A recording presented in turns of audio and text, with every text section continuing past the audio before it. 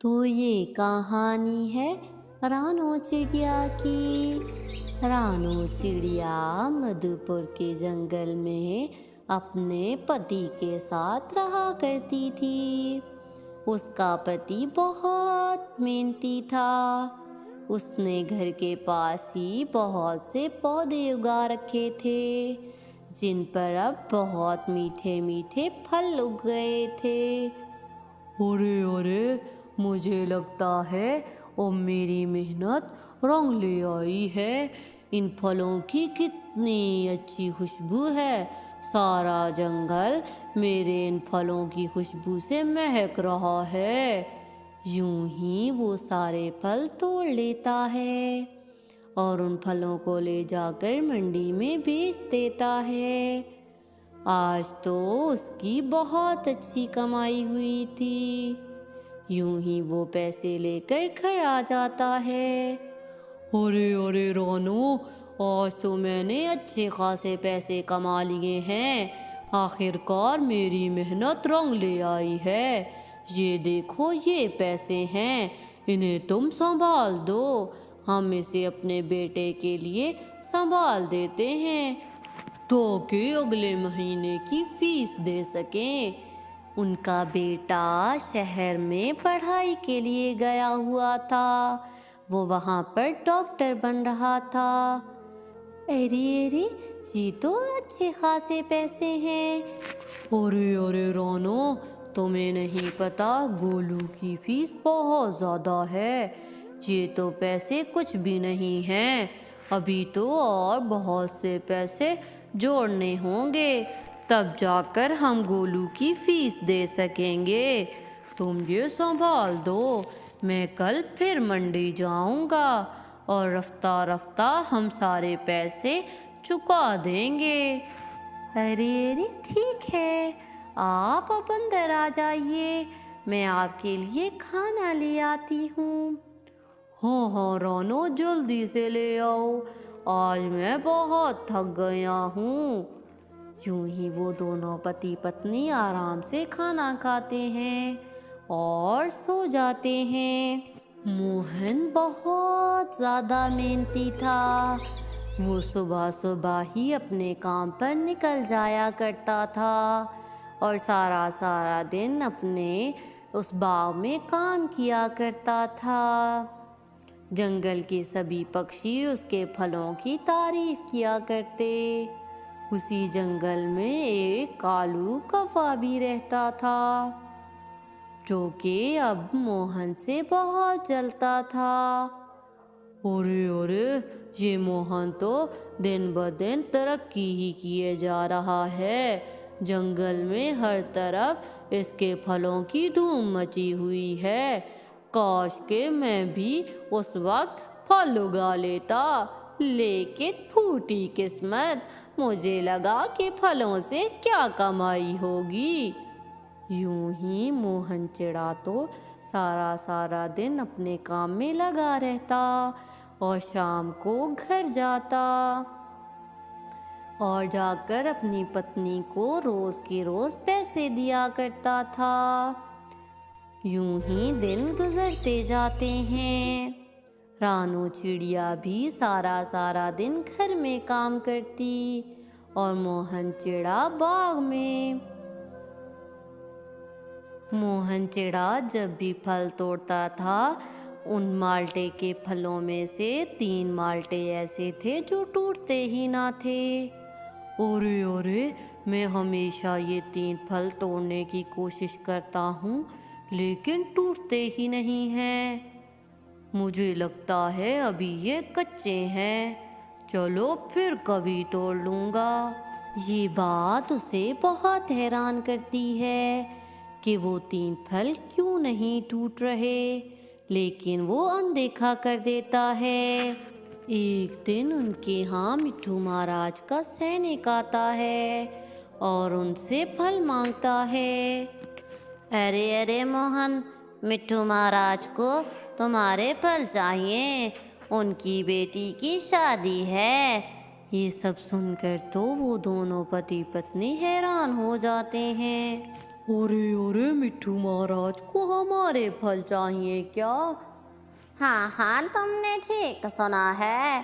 तुम्हारे फलों का चर्चा तो सारे गांव में है। सभी पक्षी तुम्हारे फलों की बहुत तारीफ करते हैं और हमने तुम्हारा फल मिट्ठू महाराज को चखाया है।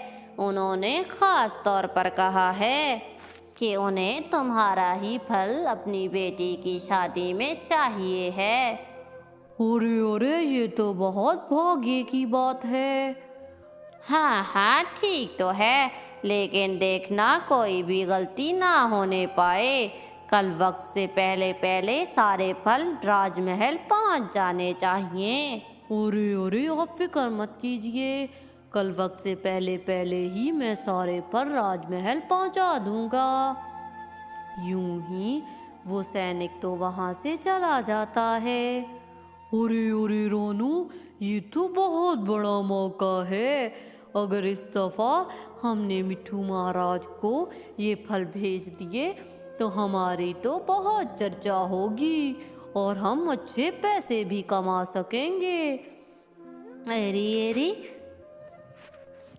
आप ठीक कहते हैं। आप फिक्र मत कीजिए, कल हम दोनों बाग में जाएंगे और फल तोड़ लेंगे।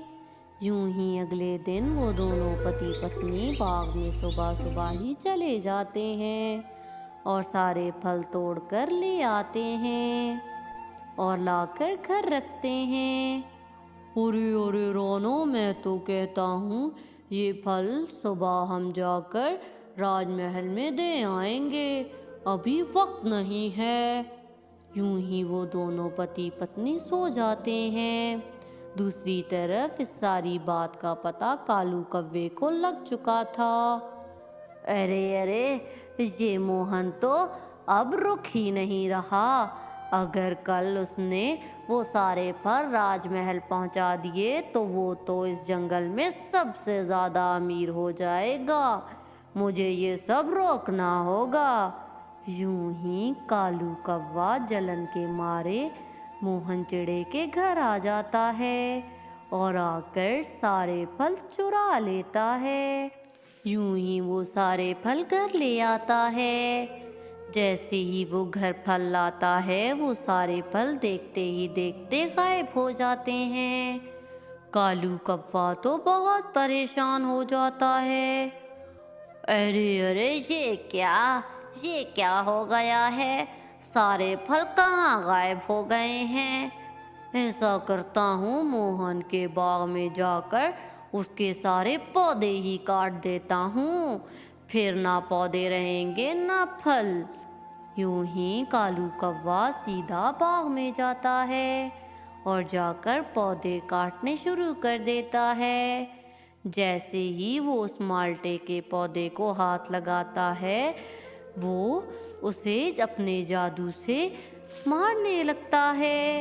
यूं ही वो कालू कव्वे को इधर उधर पटकता है। अरे अरे, कोई बचाओ मुझे, ये क्या हो रहा है? इतने में वो पेड़ बोल पड़ता है।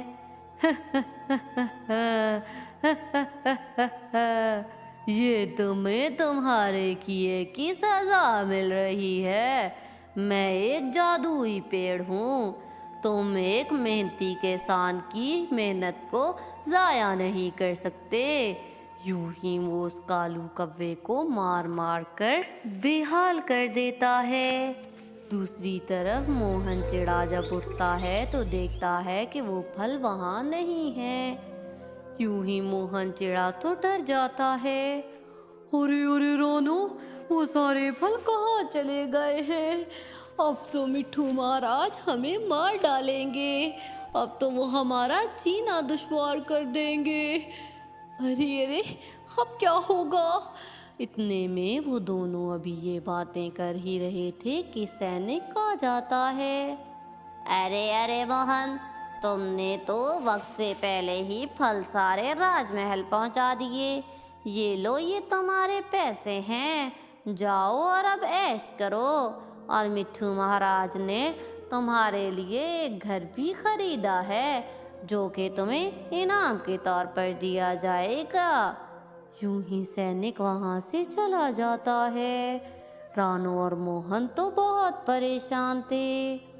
यूं ही वो दोनों अपने बाग में जाते हैं जहां पर कालू जख्मी पड़ा था। अरे अरे कालू, तुम्हें क्या हुआ है? यूं ही वो पेड़ बोल पड़ता है। अरे अरे, ये तुम्हारे खेत को तबाह करने आया था। अरे अरे, ये क्या? ये पेड़ कैसे बोल सकता है? अरे अरे रानो बहन, मैं एक जादुई पेड़ हूँ। मेरे होते ये तुम लोगों की मेहनत तबाह नहीं कर सकता था। इसने वो फल चुराए और मैंने वो फल राजमहल पहुंचा दिए। तुम लोग फिक्र मत करो, मेरे होते तुम लोगों को किसी चीज़ की परेशानी नहीं होगी। यूं ही वो दोनों तो बहुत खुश हो जाते हैं। कालू कौवा माफिया मांगने लगता है। अरे रे, मुझे माफ कर दो और इस जादुई पेड़ से कहो ये भी मुझे माफ कर दे। मैं आइंदा यहाँ नहीं आऊँगा। मुझे मेरे किए की सजा मिल गई है। यूं ही कालू कौवा तो वहां से भाग जाता है और रानो चिड़िया और मोहन चिड़ा अब खुशी खुशी जिंदगी गुजारने लगते हैं। अब तो उन्हें राजमहल की तरफ से एक बहुत ही आलीशान घर भी मिल गया था। तो प्यारे व्यूवर्स, अगर आपको मेरी ये कहानी पसंद आई हो तो प्लीज़ मेरे चैनल को सब्सक्राइब कर दें और इस वीडियो को लाइक करना ना भूलिएगा।